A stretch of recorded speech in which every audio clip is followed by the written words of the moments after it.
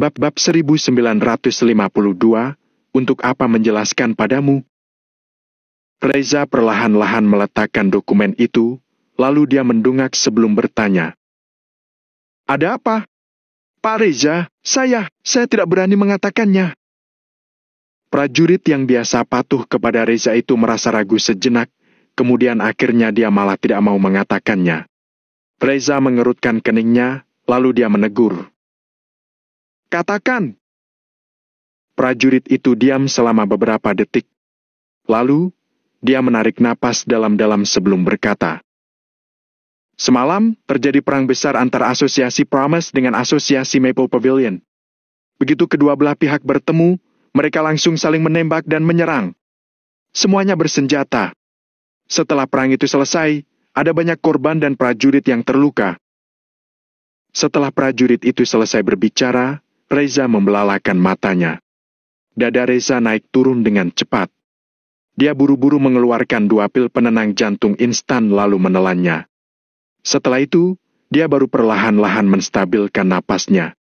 Reza mengangkat kepalanya, kemudian bertanya. Apa maksudnya ini? Berapa banyak yang mati? Mulut prajurit itu bergerak, lalu dia menundukkan kepalanya sambil berkata. Kami belum ada jumlah spesifiknya, tapi seharusnya tidak kurang dari 8.000. Bajingan! Yanuar memukul meja sambil berdiri. Karena dia sangat emosi, raut wajahnya tampak mengerikan. Apa yang mau dilakukan Valentino si bajingan itu? Apa dia tidak suka karena anak buahnya terlalu banyak? Jadi dia ingin melenyapkan beberapa. Dia memperlakukan nyawa manusia seperti mainan. Bodoh! Dia benar-benar bodoh! Dia adalah orang bodoh yang merugikan dirinya sendiri. Teriak Yanuar dengan marah. Saat ini, dia ingin sekali menemui Valentino, kemudian menamparnya. Reza mengerutkan alisnya.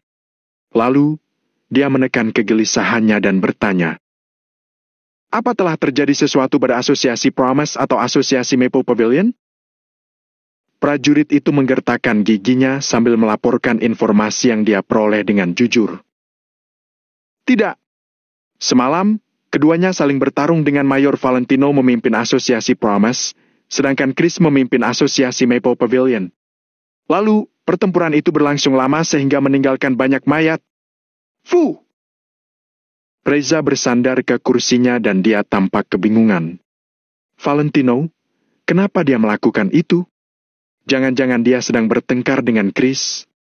Kalau bukan itu masalahnya, Reza tidak mengerti bagaimana mereka berdua bisa bertarung. Valentino, kenapa dia mengambil pisau, kemudian menusuk dirinya sendiri? Bajingan! Benar-benar bajingan!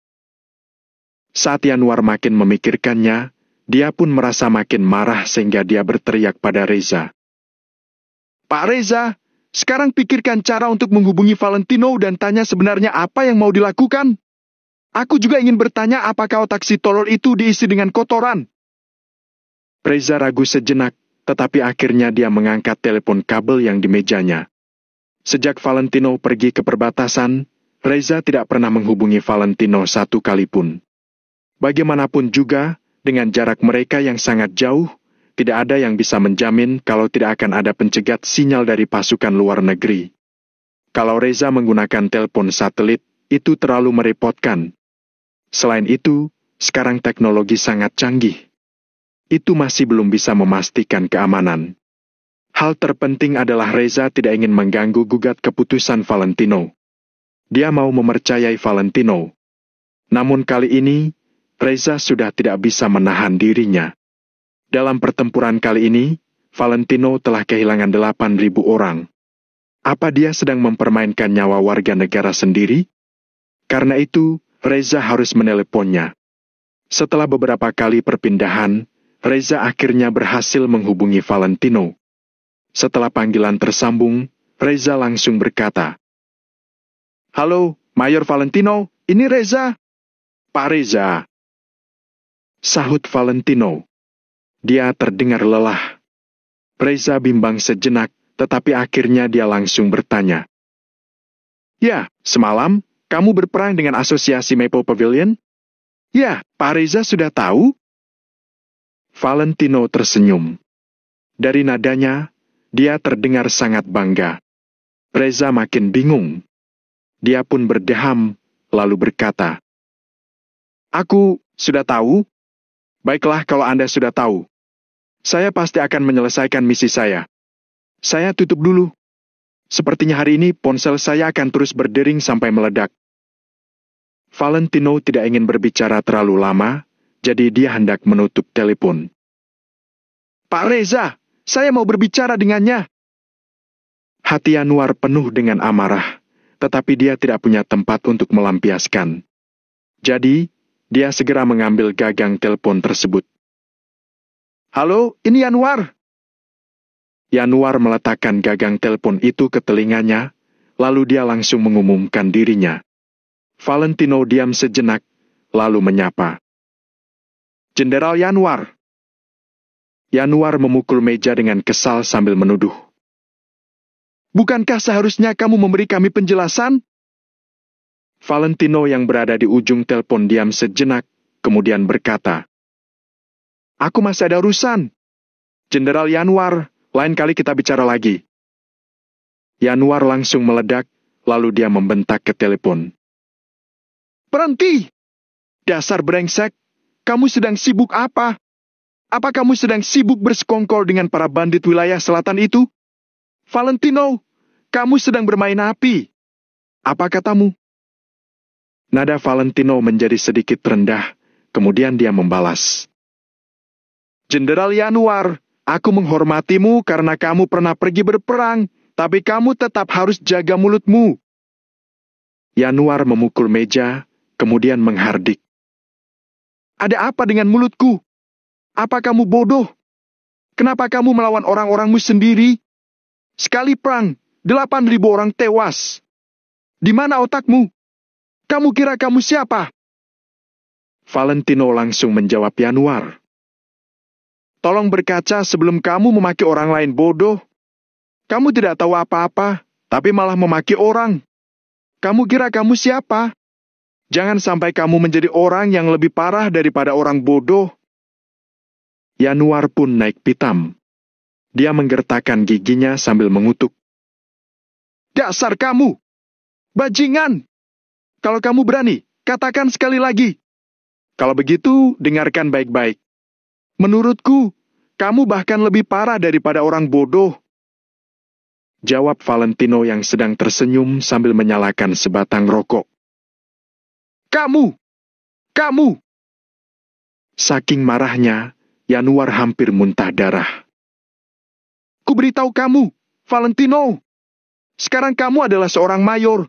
Kamu harus mematuhi peraturan. Meskipun semua orang segitiga emas adalah bawahanmu, kamu sudah kehilangan puluhan ribu pasukan dalam pertempuran ini. Kamu pasti akan dihukum.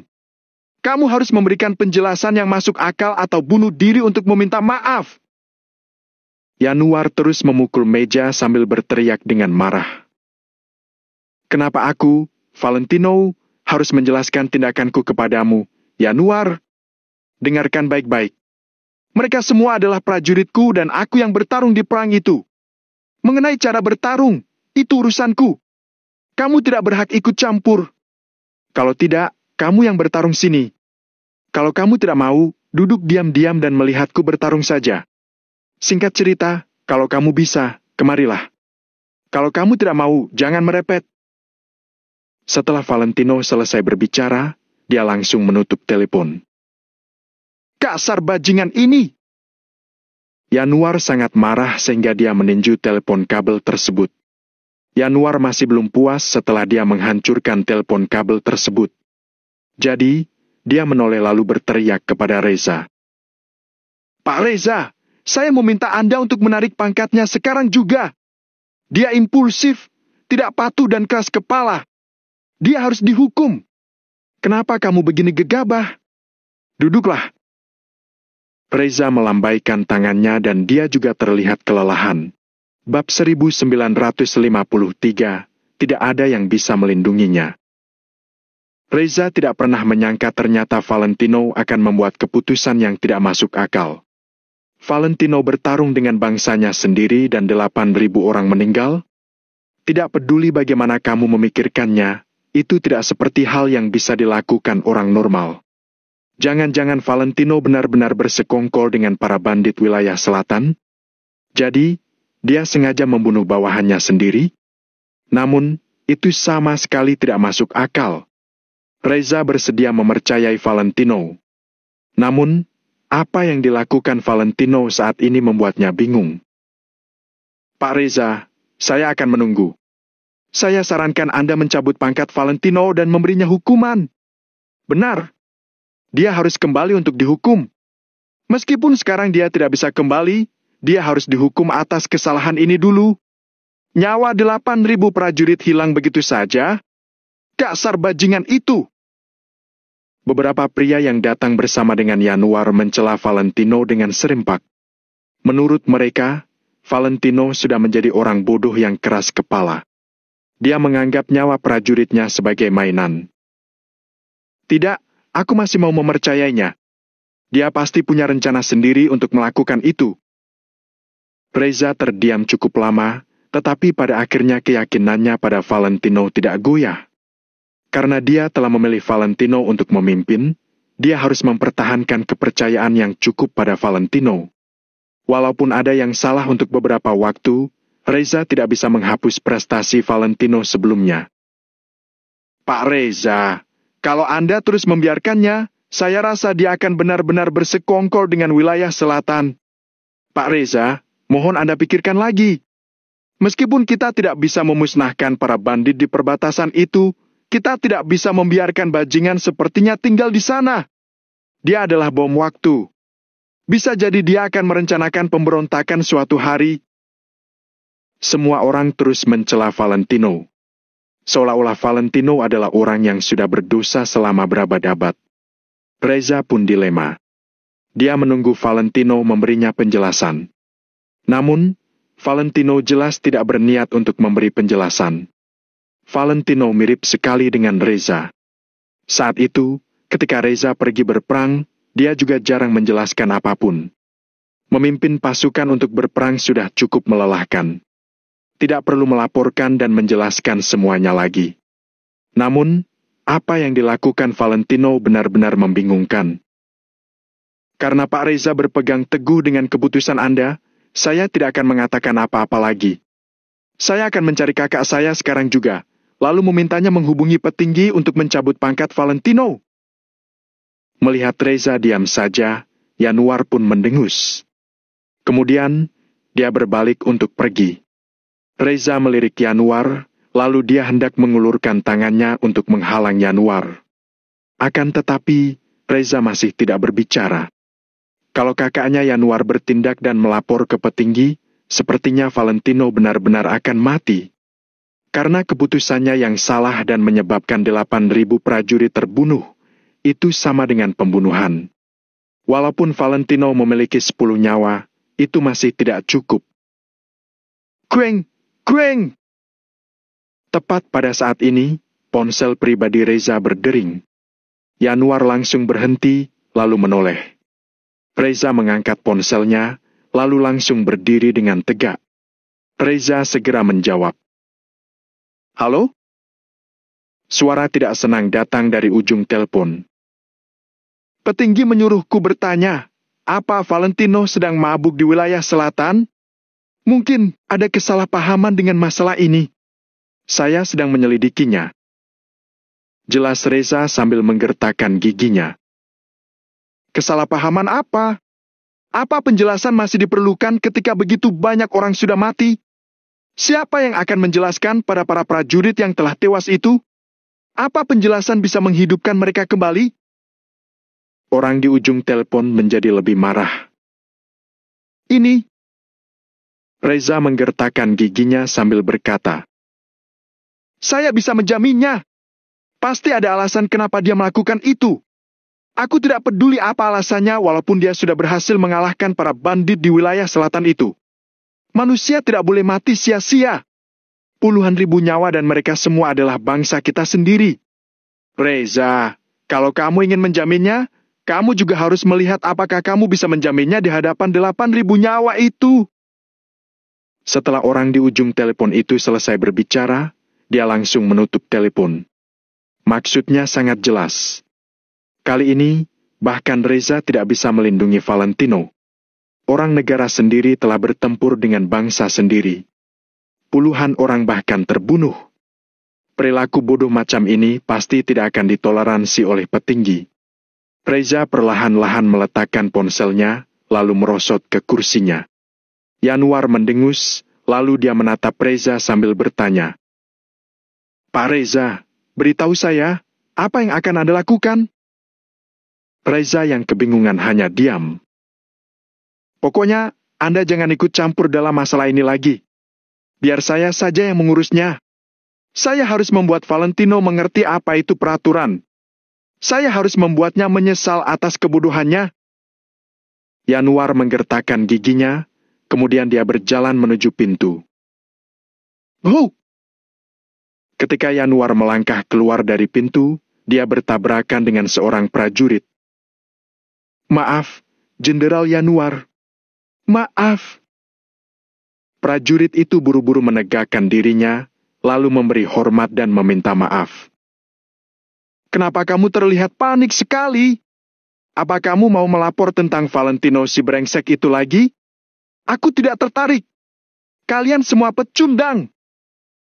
Maki Yanuar, kemudian dia berbalik untuk pergi. Prajurit itu melirik Yanuar, lalu melangkah masuk. Pak Reza, ada laporan pertempuran terbaru dari wilayah selatan. Kata prajurit itu. Saat ini, suasana hatinya termaksud terasa rumit. Yanuar yang baru saja berjalan keluar berkata dia tidak tertarik, tetapi dia masih memperlambat langkah kakinya dan mengarahkan telinganya ke ruangan Reza. Reza merasa bimbang dan agak takut untuk mendengarkan laporan tersebut. Namun, akhirnya dia melambaikan tangannya dan berkata, bicaralah. Dia berharap prajurit ini akan memberinya kejutan yang menyenangkan. Prajurit itu diam sejenak, lalu segera berkata, laporan pertempuran sebelumnya salah. Semalam, bukan 8.000 orang tewas, tapi ke-13.000. Reza langsung menarik napas dalam-dalam. Dia terlihat ketakutan. Jumlah korban tewas hampir 2 kali lipat. Apa yang mau dilakukan Valentino? Kalian semua pecundang! Bajingan! Yanuar mengentakkan kakinya dengan marah lagi. Sambil menggertakkan giginya dan mata yang merah, dia berjalan pergi. Kali ini, meskipun pangkatnya akan terancam, dia masih akan mengirim Valentino ke pengadilan militer dan memenggal kepalanya. Sebagai seorang mayor, dia malah menganggap nyawa anak buahnya sebagai mainan. Benar-benar tidak masuk akal. Pak Reza, jangan cemas. 13.000 orang yang tewas dan terluka itu semuanya adalah bandit dari wilayah selatan. Kalimat selanjutnya dari prajurit itu membuat mata Reza terbelalak lagi. Tap! Langkah kaki Anwar juga langsung berhenti, kemudian dia membalikkan tubuhnya. Apa katamu? Bicaralah yang benar dan jelas. Setelah itu, Yanuar langsung melangkah kembali. Prajurit itu segera menegakkan tubuhnya, kemudian melapor dengan suara keras. Jenderal Yanuar, semalam Asosiasi Promise dan Asosiasi Maple Pavilion berperang sehingga 12.000 orang mati dan 1.000 orang terluka. Di antara orang-orang itu, 12.800 orang adalah bandit dari wilayah selatan. Setelah laporan pertempuran itu selesai dikatakan, semua orang menjadi bingung. Ruangan itu pun menjadi sunyi senyap. Tunggu sebentar. Biarkan aku pikir kembali. Semalam, Valentino memimpin Asosiasi Promise untuk bertarung dengan Asosiasi Maple Pavilion. Yanuar meraba kepalanya, lalu dia meraih kerah prajurit itu sambil berteriak. Mereka saling membunuh, tapi kemudian yang mati adalah bandit dari wilayah selatan. Apa kamu sedang bercanda denganku? Yanuar, kapan kamu bisa mengubah temperamenmu yang buruk itu? Lepaskan dia! Teriak Reza. Lalu, dia bangkit dan bertanya. Bicara! Bicara dengan benar dan detail. Baik, jawab prajurit itu. Lalu, dia berkata, beberapa hari ini, Mayor Valentino telah berhubungan dengan para bandit wilayah selatan. Dari luar, dia terlihat berteman dengan mereka. Sebenarnya, Mayor Valentino berteman dengan mereka hanya untuk senjata api dan bala bantuan mereka. Para bandit wilayah selatan dan Kamp Dekin yang mewakili belasan kamp lainnya pun bersekutu dengan Mayor Valentino. Selama Mayor Valentino bersedia menyerang asosiasi Maple Pavilion, mereka akan memberikan dukungan prajurit dan senjata api dalam jumlah besar. Semalam, Mayor Valentino meminjam 3.000 prajurit dari Kamp Dekin dan 1.000 prajurit dari masing-masing kamp lainnya untuk melawan asosiasi Maple Pavilion di ngarai pedalaman segitiga emas. Mayor Valentino memerintahkan 13.000 bandit wilayah selatan itu untuk berdiri di garis depan, sedangkan dia memimpin prajurit asosiasi Promise di garis belakang. Kemudian, bersama dengan Chris dan Mario, mereka menyerang dari dua sisi dan menjebak para bandit itu di tengah-tengah pertempuran. Para bandit wilayah selatan itu pun diserang dari dua sisi, lalu dibunuh. Setelah pertempuran itu, Mayor Valentino telah melenyapkan 13.000 musuh. Dengan jumlah kematian yang mengenaskan itu, Mayor Valentino menang telak. Prajurit itu berbicara dengan sangat cepat dan menjelaskan pertempuran yang terjadi kemarin secara rinci. Begitu dia selesai berbicara, seluruh ruangan menjadi hening. Bab 1954, minta maaf. Valentino telah membunuh puluhan ribu musuh dan itu merupakan kemenangan yang luar biasa. Semua orang terdiam. Suasananya seperti sedang di pemakaman pada pukul 2 atau 3 pagi. Bahkan suara tangisan serangga tidak ada, mereka seolah-olah telah jatuh ke dalam ruang hampa. Meskipun ada jarum yang jatuh, suaranya bisa terdengar. Semua orang membelalakan mata dan menahan napas mereka. Selain itu, jantung mereka juga berdetak kencang. Valentino telah menipu untuk mencapai tujuannya. Valentino telah membingungkan musuh agar rencananya berhasil. Apa-apaan ini? Valentino menipu para bandit wilayah selatan, kemudian membunuh mereka? Astaga, hal seperti itu belum pernah terjadi, kan? Reza perlahan-lahan duduk. Cit! Sebuah suara datang dari kursi yang langsung memecahkan keheningan di ruangan itu. Pada saat ini, orang-orang di ruangan itu baru bisa berpikir kembali. Dia mengambil senjata api bandit wilayah selatan dan membunuh lebih dari 10.000 bandit wilayah selatan. Ini. Aji membelalakan matanya dan tidak bisa berkata-kata. Astaga! Pemuda itu, brengsek! Mata Yanuar terbuka lebar dan dia terus menarik napas dalam-dalam. Dia terlihat sangat kaget. Reza yang sedang duduk juga membelalakan matanya. Lalu, dia bergumam pada dirinya sendiri. Dia pasti sudah memikirkan rencana hari ini sejak dia membentuk asosiasi Promise. Dia pasti sudah memikirkan beberapa langkah selanjutnya sebelumnya. Dia benar-benar genius. Dia adalah pemimpin kebanggaan. Orang seperti dia dilahirkan untuk berdiri di medan perang, membunuh musuh dan menjadi prajurit yang kuat. Reza memukul pahanya sambil menghela napas panjang. Kemudian, dia berkata, ini adalah keberuntungan besar ketentaraan. Ini adalah keberuntungan besar negara Nagon. Dia pantas diberi gelar. Dia bisa memastikan kestabilan negara selama 100 tahun. Pada saat ini, Reza terus memuji Valentino. Reza memperlakukan Valentino seperti harta karun. Namun kali ini, tidak ada yang berani berpendapat. Hanya dengan perbuatan Valentino yang unik itu, dia layak dihormati. Dia menipu para bandit dari wilayah selatan itu untuk membantunya bertarung, kemudian dia menyerang mereka dari belakang. Hal seperti itu. Meskipun mereka diberitahu caranya, bisakah mereka melakukannya? Bahkan Yanuar yang sombong mempertanyakan dirinya sendiri. Dia juga tidak akan bisa melakukannya. Mungkin sejak Valentino tiba di segitiga emas, rencananya sudah sepenuhnya dijalankan. Dengar-dengar, Mayor Valentino sangat pandai main catur. Tuan Besar Winsley bahkan tidak bisa menang darinya. Tuan Besar Winsley pernah berkata keahlian catur Mayor Valentino adalah yang terbaik. Hanya sedikit orang yang bisa menandinginya. Saat itu, aku tidak percaya. Sekarang, aku sudah percaya. Bisa mentransfer permainan catur ke medan perang termasuk biasa saja. Yang terpenting adalah dia bisa melakukan sedikit penyesuaian untuk mencapai hasil terkuat. Tidak ada yang bisa menandingi ini. Saat Reza berbicara, dia terdengar takjub. Sekarang Valentino sedang tidak ada, jadi Reza benar-benar tidak dapat menemukan cara lain untuk mengekspresikan kegembiraannya. Orang-orang di ruangan ini, dari Yanuar, Aji, anak buah Yanuar dan prajurit biasa itu pun menganggukkan kepala mereka. Tindakan Valentino sudah sepenuhnya menaklukkan mereka. Karena satu bandit wilayah selatan mati berarti berkurang satu. Kali ini, Valentino telah menebas lebih dari 10.000 musuh yang dapat menyebabkan dampak besar pada keseluruhan kekuatan bandit wilayah selatan. Pertempuran itu telah memainkan peran besar dalam moral dan aura.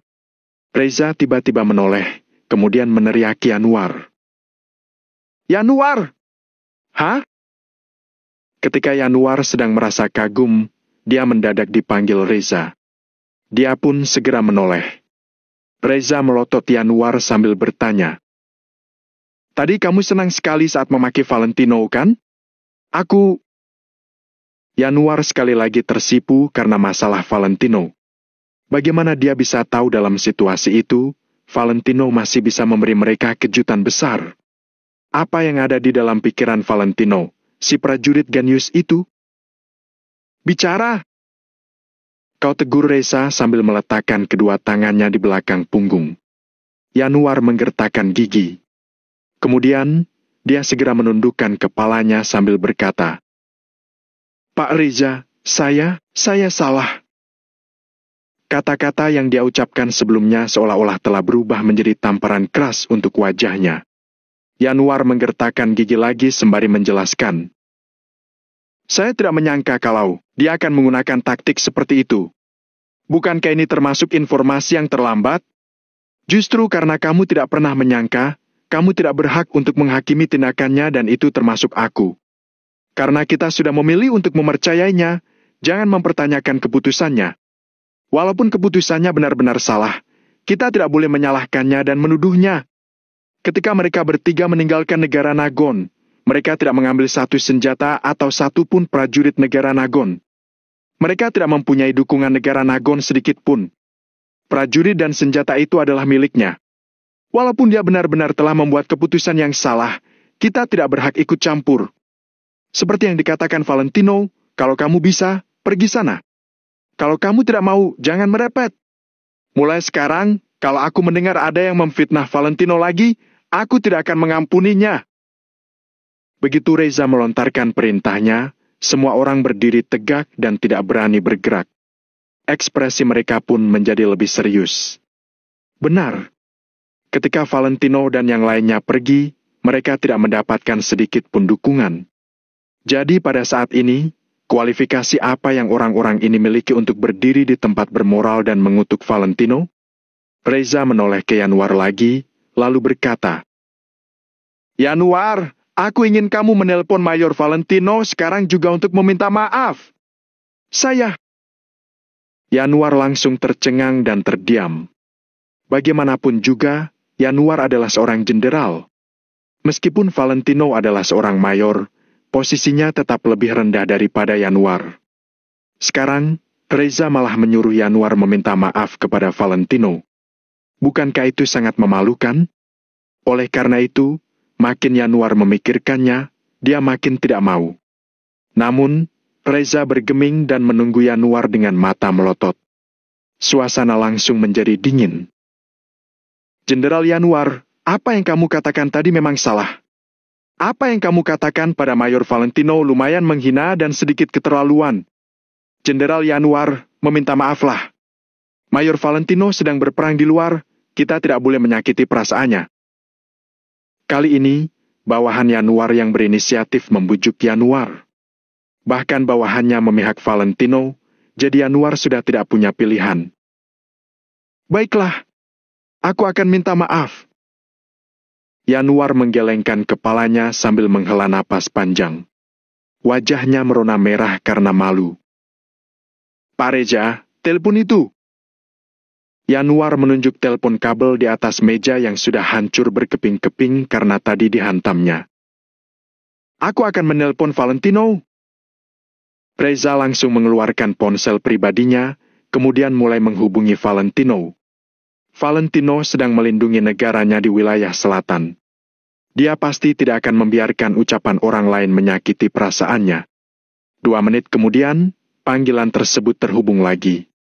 Reza tidak berkata sepatah kata pun dan langsung memberikan ponselnya kepada Yanuar. Bab 1955, tidak bisa dinaikkan. Halo? Di ujung telepon, suara Valentino masih terdengar sangat lelah.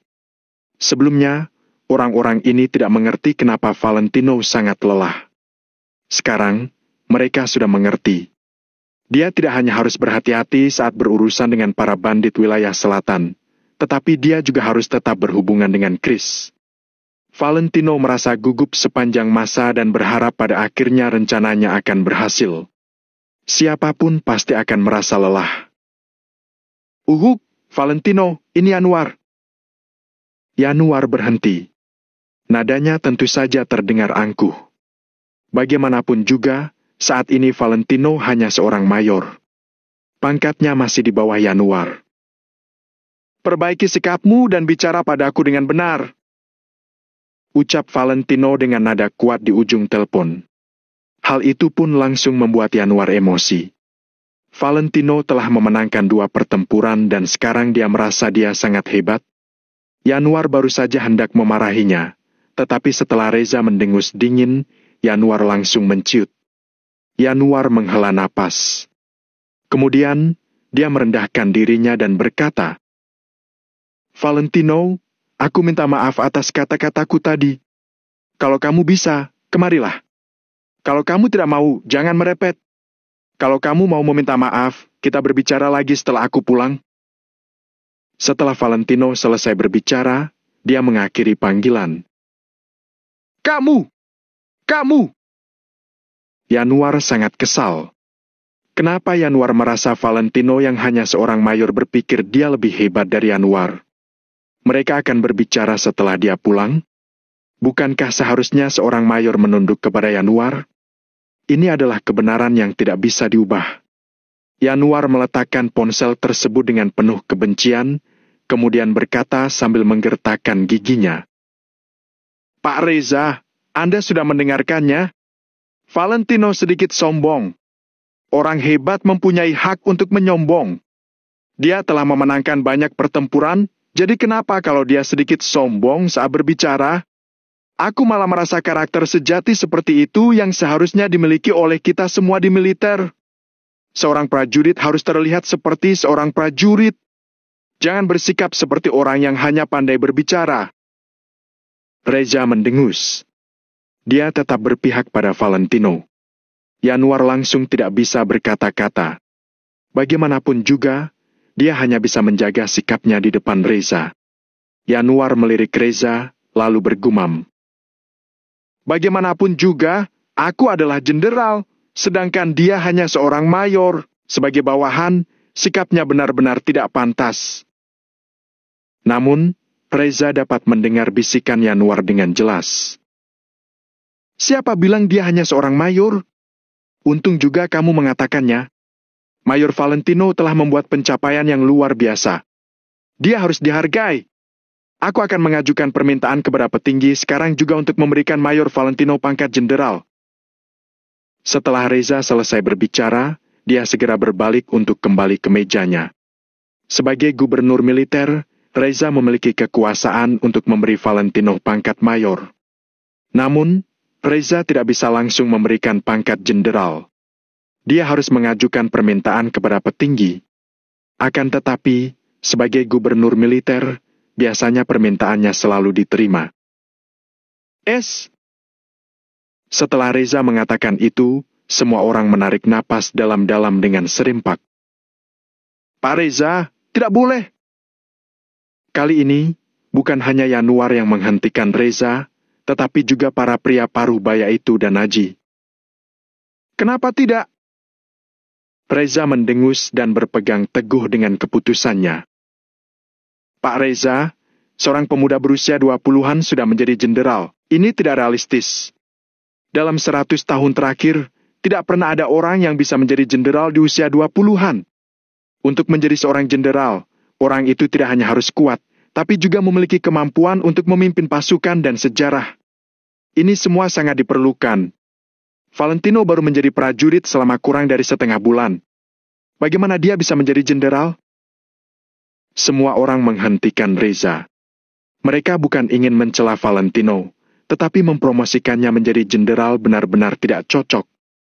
Melihat semua orang membujuknya, Reza pun terdiam. Benar, Valentino baru menjadi prajurit selama kurang dari setengah bulan. Dari pangkat letnan, dia sudah perlahan-lahan diangkat menjadi mayor. Kecepatan peningkatan pangkat ini bisa dikatakan belum pernah terjadi sebelumnya. Namun, itu tidak masalah dengan pangkat di bawah jenderal. Hanya saja, pangkat jenderal berbeda. Kepentingan yang diwakili jauh lebih besar. Valentino berusia di bawah 30 tahun. Dia baru menjadi prajurit kurang dari setengah bulan, tetapi malah sudah mau mengangkatnya menjadi jenderal. Ini benar-benar mustahil. Meskipun Reza mengajukan permintaan kepada petinggi, ada 99% kemungkinan permintaannya akan ditolak.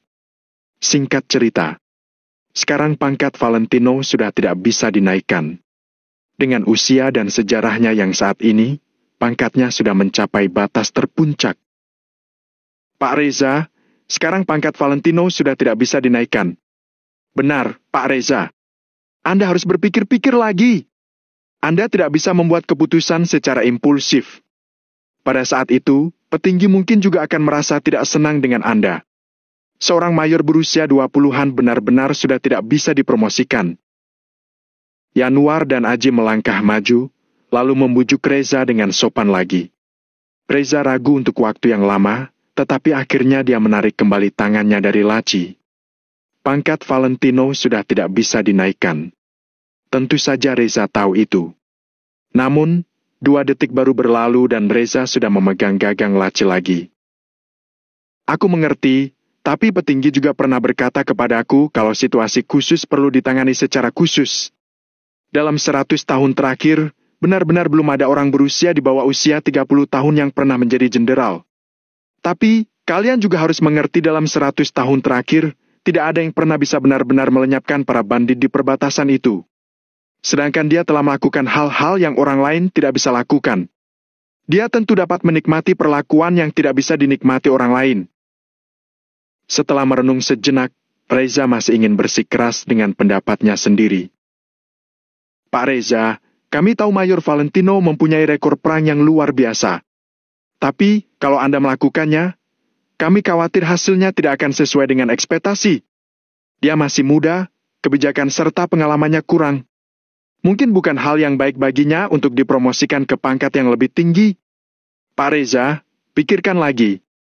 Berapa banyak orang yang bisa tetap bersikap baik ketika memiliki status yang begitu tinggi? Ucapan Aji membuat Reza terdiam lagi. Benar. Menghargai orang dengan menaikkan pangkatnya merupakan hal baik. Namun, semuanya memiliki batas. Jika batas ini dilewati, hal-hal bisa berubah menjadi buruk dengan mudah. Pak Reza, saya menyarankan Anda untuk mengesampingkan promosi Valentino dulu. Setidaknya, kita harus menunggu Valentino kembali dengan kemenangan dan menyelesaikan misinya dulu sebelum kita mempromosikannya. Kalau dia benar-benar berhasil menyelesaikan misinya, saya rasa ketika Anda mengajukan permintaan, petinggi juga tidak akan menghentikan Anda. Ujar Yanuar dengan serius. Baiklah, kalau begitu kita mengesampingkan hal ini dulu. Saat dia kembali dengan kemenangan, aku akan mengangkatnya menjadi jenderal. Hari ini, aku akan mendengarkan nasihat kalian dan tidak mengungkit hal ini untuk sementara. Tapi, ketika dia kembali dengan kemenangan, kalau petinggi tidak mau menaikkan pangkatnya, kalian semua harus ikut denganku dan berjuang untuknya. Kata Reza sambil menatap semua orang. Ini. Yanuar tercengang sejenak, tetapi akhirnya dia berkata, Baiklah, Kalau dia benar-benar bisa kembali dengan kemenangan, saya bersedia menemani Pak Reza untuk membantunya berjuang dengan petinggi. Bab 1956, Pemblokiran Informasi. Saya bersedia, kata Aji sambil mengangguk. Para pria paruh baya lainnya juga langsung setuju. Untuk sementara, mereka akan mengesampingkan hal tentang Valentino dinaikkan menjadi jenderal. Semuanya harus menunggu setelah Valentino kembali dengan kemenangan. Pada saat itu, ketidakadilan akan dibalaskan dan kebenaran akan terungkap. Selain itu, Valentino akan dinaikkan menjadi jenderal. Fuh! Reza menghela napas. Sampaikan perintahku. Coba segala cara untuk merahasiakan kejadian semalam. Kita harus berusaha membantunya. Karena dia ingin menipu para bandit wilayah selatan, kita tentu saja harus bekerja sama. Karena Reza tidak bisa mempromosikan Valentino sekarang, dia harus berusaha membantu Valentino dari aspek lain. Aji tercengang ketika mendengar itu, lalu dia buru-buru bertanya. Pak Reza, apa maksud Anda? Reza duduk, kemudian berkata. Bisa-bisanya Valentino berhasil menipu para bandit wilayah selatan itu. Selain kehati-hatian Valentino dan kecerobohan para bandit wilayah selatan itu, sebenarnya semua ini juga tergantung pada keberuntungan. Lakukan segala cara untuk merahasiakan kejadian semalam. Jangan sampai para bandit wilayah selatan mengetahui informasi ini, karena situasi Valentino saat ini benar-benar sangat berbahaya. Kalau masalah ini terungkap, itu berarti Valentino telah menyinggung semua bandit wilayah selatan. Pada saat itu, aku takut para bandit wilayah selatan akan membunuh Valentino. Aku tahu dia pasti akan menemukan cara agar kebenarannya tidak terungkap. Kalau begitu, kita menambahkan lapisan perlindungan lagi untuknya. Saat ini, Reza sudah tenang. Jadi, dia menganalisis sambil menyipitkan matanya. Tindakan Valentino telah menempatkannya di situasi yang berbahaya. Jika dia ceroboh, dia akan celaka.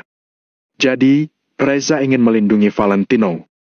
Walaupun efeknya kecil, itu juga tidak apa-apa. Baik, jawab Aji, lalu dia segera membuat beberapa pengaturan. Setelah perang itu, pertempuran antara Valentino dengan para bandit wilayah selatan sudah benar-benar dimulai. Kecurigaan terhadap Valentino pun sudah hilang. Sebenarnya, banyak petinggi yang fokus pada ekspedisi Valentino. Beberapa hari yang lalu, Valentino tidak mengirim pasukan dan bahkan terus berhubungan dengan para bandit wilayah selatan. Hal itu membuat banyak orang khawatir. Sekarang, kekhawatiran itu sudah sepenuhnya lenyap dari hati mereka.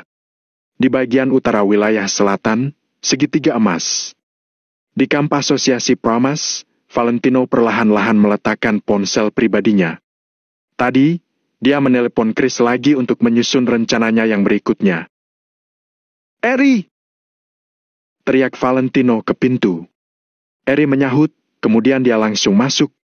Valentino mengusap sudut matanya sambil bertanya dengan lelah. Bagaimana dengan pekerjaan akhirnya?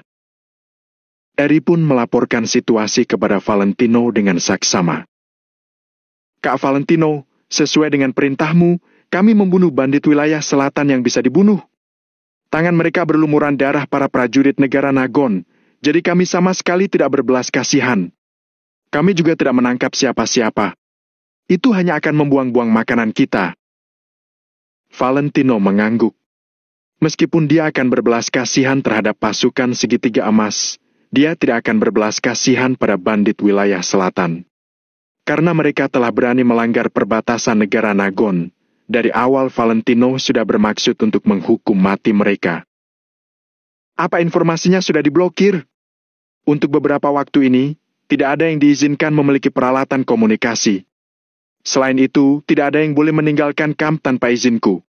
Alat pelindung sinyal juga harus digunakan. Kita harus menjaga dengan ketat.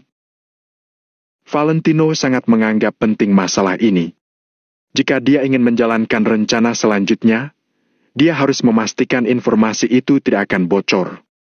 Kemudian, dia akan memanfaatkan para bandit wilayah selatan yang kekurangan informasi untuk lanjut menghabisi mereka. Valentino harus berusaha melemahkan para bandit wilayah selatan.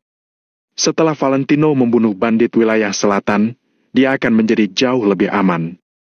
Kalau Valentino benar-benar tidak bisa menghabisi mereka, mengakhiri hubungan dengan mereka juga tidak terlambat. Kak Valentino, aku mengerti. Aku akan menangani masalah ini secara pribadi. Eri pun langsung mengangguk dan mulai bekerja. Valentino melambaikan tangannya sebagai isyarat menyuruh Eri pergi.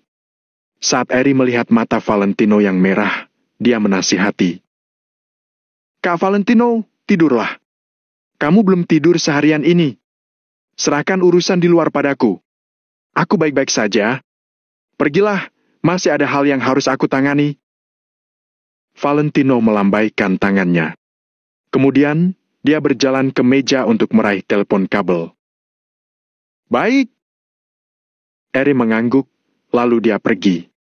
Valentino mengulurkan tangan untuk mengambil gagang telepon sambil menyalakan sebatang rokok dengan tangannya yang lain. Saat Valentino mengisap dengan cepat, dia pun batuk-batuk. Lalu, dia menekan puntung rokok. Kemudian, dia mengusap pipinya beberapa kali sebelum akhirnya membuat panggilan. Orang-orang di dalam perbatasan hanya tahu Valentino telah melenyapkan 13.000 musuh dengan mudah. Namun, mereka tidak tahu berapa banyak usaha yang telah dia kerahkan untuk masalah itu dan betapa gugupnya dia. Seperti yang pernah dikatakan Angel pada Valentino. Kebanyakan orang hanya peduli apakah Valentino bisa terbang tinggi atau tidak. Namun, sedikit orang yang akan bertanya pada Valentino apakah dia lelah atau tidak. Tapi, tidak masalah. Dalam kehidupan ini, aku sudah cukup senang memiliki beberapa orang yang benar-benar peduli pada aku. Ucap Valentino pada dirinya sendiri sambil tersenyum. Kemudian, dia menekan tombol di samping meja dan memutar nomor yang mau dihubungi. Halo, apa ini Ari? Nada dering tersebut baru berdering sekali, tetapi panggilan sudah tersambung. Tuan Dekin, ini Valentino. Asosiasi Maple Pavilion memutus jalur sinyal komunikasi kami dan ini baru saja terhubung kembali. Ujar Valentino dengan suara serak. Hanya dari mendengarkan suara itu saja, semua orang bisa tahu betapa lelahnya dia. Selain itu, Valentino tampak serius saat ini, lalu sorot matanya tampak sedih. Jadi, dia bisa langsung berakting dengan tepat. Dekin tercengang, kemudian dia berdeham sebelum bertanya. Ini, Tuan Valentino, di mana Kak Eri? Dia benar-benar tidak ingin berbicara dengan Valentino sekarang. Karena dia menyadari pemuda bernama Valentino Kusuma ini sedikit jahat. Semalam, Dekin juga tidak tahu apa yang telah dipikirkannya. Setelah mendengarkan Valentino, Dekin malah terpengaruh. Dia langsung mengirim 3.000 prajurit untuk mendukung asosiasi Pramas. Begitu anak buahnya pergi, Dekin mulai merasa menyesal. Namun, dia tidak bisa menarik kembali apa yang telah dia janjikan. Dia hanya bisa menunggu asosiasi Pramas memberikannya hasil yang memuaskan. Oleh karena itu, sejak perangnya sudah berhenti, Dekin terus menelepon kamp Valentino. Akan tetapi, dia selalu gagal. Sekarang, Dekin hanya ingin berbicara dengan Eri yang jujur dan terus terang. Tuan Dekin, Kak Eri sedang diselamatkan sekarang. Kata Valentino dengan sangat sedih. Ekspresinya bahkan terlihat lebih sedih. Dekin langsung membelalakan matanya, lalu bertanya dengan kaget. Apa? Eri terluka? Valentino menganggukkan kepalanya, lalu dia berkata dengan suara serak. Tuan Dekin, Kak Eri terluka parah sekarang. Aku juga terluka. Ketika Dekin mendengar itu, bibirnya bergerak dan pikirannya pun berputar dengan cepat. Bab 1957, Serang Dulu. Meskipun kekalahan asosiasi Pramas membuat Dekin kesal, itu juga masuk akal. Bagaimanapun juga, asosiasi Maple Pavilion sangat kuat. Tidak normal kalau asosiasi Pramas bisa mengalahkan asosiasi Maple Pavilion dalam sekali serangan. Dekin menelan ludah, kemudian bertanya sambil mengernyit.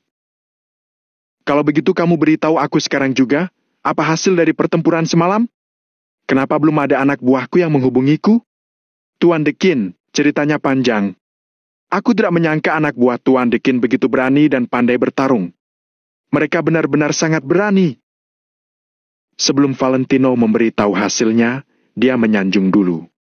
Dekin tercengang ketika mendengar itu. Padahal dia sudah berkata kepada orang-orang itu jangan bersikap mencolok saat perang dimulai. Kalau mereka bisa membiarkan prajurit asosiasi Pramas bertarung di garis depan, mereka tidak usah repot-repot lagi. Namun, Dekin hanya terdiam selama beberapa detik sebelum akhirnya berkata, "Tentu saja, karena kami mau mendukung asosiasi Pramas, kami pasti akan memilih prajurit elite. Aku juga memberitahu mereka kalau mereka harus mendukung asosiasi Pramas sekuat tenaga mereka dan membantumu memenangkan perang." Valentino menghela napas, lalu berkata, "Tapi, itu masalahnya. Prajuritmu semuanya sangat tangguh. Mereka langsung berlari ke garis depan. Selain itu, mereka sama sekali tidak mau mematuhi perintahku sehingga mereka disergap oleh asosiasi Maple Pavilion." Ketika Valentino mengatakan itu, dia menggertakkan giginya seolah-olah dia merasa sangat bersalah. Dekin langsung membelalakan matanya dan berseru, "Apa? Lalu?" Tanya Dekin dengan mata terbelalak. "Lalu, untuk menyelamatkan para prajurit itu, Kairi memimpin kami melawan asosiasi Maple Pavilion sampai mati. Tapi, bagaimanapun juga, kami kalah jumlah dan menderita kerugian besar. Ada lebih dari 10.000 orang yang tewas dan terluka. Nyawa Kairi juga dalam bahaya. Prajurit yang tewas dan terluka banyak sekali. Semua prajurit dari wilayah selatan pun sudah tiada." Valentino menggertakkan giginya dan kemarahannya dapat dirasakan hanya dengan mendengarkan suaranya. "Semua prajurit sudah tiada?" Dekin membelalakan matanya dan tercengang. Kemarin, Valentino meneleponnya untuk meminjam pasukannya. Dekin ragu, tetapi dia benar-benar tidak bisa menang dari mulut pintar Valentino. Akhirnya, karena keinginan Dekin untuk menjadi kaya dan terkenal, dia mengutus lumayan banyak prajurit. Lagi pula, kesenjangan jumlah prajurit asosiasi Pramas dengan asosiasi Maple Pavilion benar-benar sangat besar. Asosiasi Pramas memang memerlukan bala bantuan. Dekin pun langsung menghubungi beberapa sekutu dan meminta mereka mengutus prajurit dalam jumlah besar kepada Valentino. Dekin mengira meskipun asosiasi Pramas tidak dapat mengalahkan asosiasi Maple Pavilion, setidaknya mereka bisa membuat asosiasi Maple Pavilion menderita kerugian besar. Namun, sekarang Dekin baru tahu ternyata orang-orang yang dia kirim semuanya sudah meninggal. Dekin teringat ketika dia mendengar teriakan dari medan perang semalam. Dekin dan yang lainnya masih mengolok-olok. Sekarang, dia baru tahu bahwa teriakan semalam ternyata adalah teriakan prajurit mereka. Kamu! Kamu!" Dekin gemetaran karena marah, tetapi dia tidak bisa mengucapkan sepatah kata pun. Lagi pula, kematian dan cedera tidak bisa dihindari di medan perang. Namun, makin dia memikirkan kematian itu demi asosiasi Pramas, dia merasa makin marah.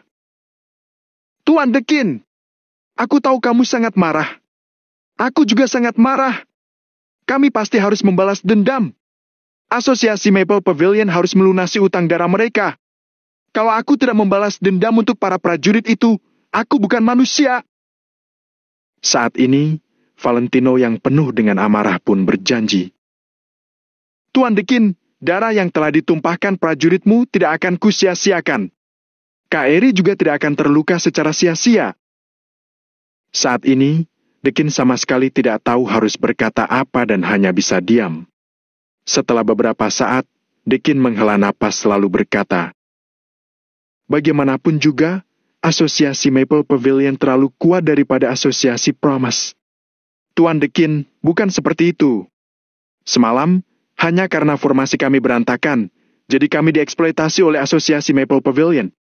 Saat itu kalau bukan karena KRI mau menyelamatkan prajurit wilayah selatan, kami pasti tidak akan masuk dalam pengepungan asosiasi Maple Pavilion. Tapi, meski begitu, kami membunuh cukup banyak prajurit asosiasi Maple Pavilion dan juga melukai parah pemimpin mereka. Selama kita berperang sekali lagi, aku yakin asosiasi Maple Pavilion pasti akan kalah." Valentino menepuk dadanya dengan kuat, nadanya juga terdengar sangat serius. Dekin diam cukup lama, kemudian dia bertanya, "Apa rencanamu?" "Tuan Dekin, aku sudah menghitungnya. Kalau sekarang Asosiasi Promise mengerahkan seluruh kekuatannya dan mengumpulkan beberapa prajurit lagi, sebenarnya perbedaannya dengan Asosiasi Maple Pavilion tidak begitu jauh. Jadi, aku ingin meminjam 50.000 prajurit lagi untuk menghancurkan Asosiasi Maple Pavilion," kata Valentino dengan serius. "Tidak," Dekin berkata dengan sinis. "Aku menolak." Dekin sudah mengutus begitu banyak orang, tetapi akhirnya orang-orang yang dibawa Valentino itu semuanya mati. Sebelum Dekin bisa pulih dari kehilangan itu, Valentino malah ingin meminjam pasukannya lagi. Apakah Valentino benar-benar menganggap Dekin sebagai tenaga kerja gratis? Melihat Dekin bersikap keras kepala, Valentino pun menasihatinya lagi. "Tuan Dekin, sekarang adalah kesempatan kita. Ini juga satu-satunya kesempatan kita. Kalau kita melewatkannya, kita benar-benar akan rugi." "Kesempatan apa?" Dekin menarik napas dalam-dalam, kemudian akhirnya dia dapat mengontrol amarahnya. Saat ini, dia ingin sekali mendatangi semua orang Asosiasi Promise lalu menampar mereka semua. Namun, dia tahu kalau dia tidak bisa melakukan itu. Dia sudah berkorban begitu banyak. Walaupun dia ingin menyerahkan Asosiasi Promise, dia juga harus menimbang kerugiannya. Terus terang, dia sudah sangat membantu Asosiasi Promise, tetapi saat ini dia belum mendapatkan hasil sedikit pun.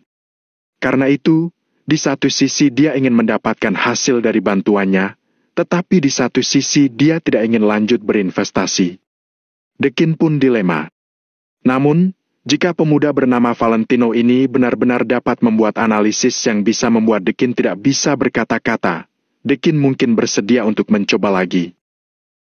"Tuan Dekin, sekarang kami dan Asosiasi Maple Pavilion sedang memulihkan diri. Saat ini, kalau kami tiba-tiba mengirim pasukan untuk menyerang musuh, Asosiasi Maple Pavilion pasti akan terluka parah. Tapi, banyak prajurit kami yang meninggal dan terluka.